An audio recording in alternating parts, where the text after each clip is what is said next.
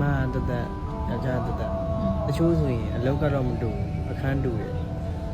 အဲ့ဒါဆိုတော်သေးတယ်ခုကယောက်ျားကလည်းတတိပေးတဲ့အခန်းမှာလောက်အောင်ပြီးတော့အလုပ်ကလည်းဘူးမသိပါမသိလို့ပန်းမညံ့ပါလို့ဗာညံ့ပြီးလောင်းပါလို့အလုပ်ကိုမင်းမကြောက်ဘူး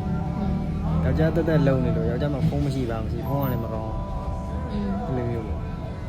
မိမကလည်းတက်တက်လုံ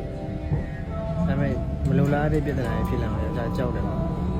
မိမကိုလှပါပြီးရင်မိမညီမနဲ့လူဆိုရင်လက်ခံလို့ရတယ်မိမတယောက်တက်တက်ထဲသွားလှုပ်တယ်ယောက်ျားကလည်းတက်တက်လှုပ်တယ်အခန်းကလည်းမတူဘူးနေတဲ့နေရာလည်းမတူဘူးဒီမှာဒါပေမဲ့ယောက်ျားပြောတာရှင်းရှင်းလေးပဲနှစ်ယောက်သားလမ်းခွဲရမှာတက်နဲ့ယောက်ျားလမ်းခွဲရမှာထက်စားရင်ပေါ့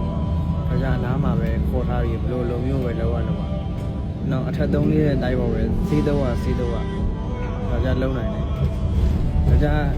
ကျိုးမြင်တယ်နှစ်ယောက်လုံးကတရားဝင်ယူထားတာမဟုတ်သေးရဲ့တော့မင်းမရဲ့ခုနပြောသလိုစကားမျိုးပေါ့နှစ်ယောက်သားကွဲကွာကြမှာခုလိုခေတ်ကလာရင်မင်းမကို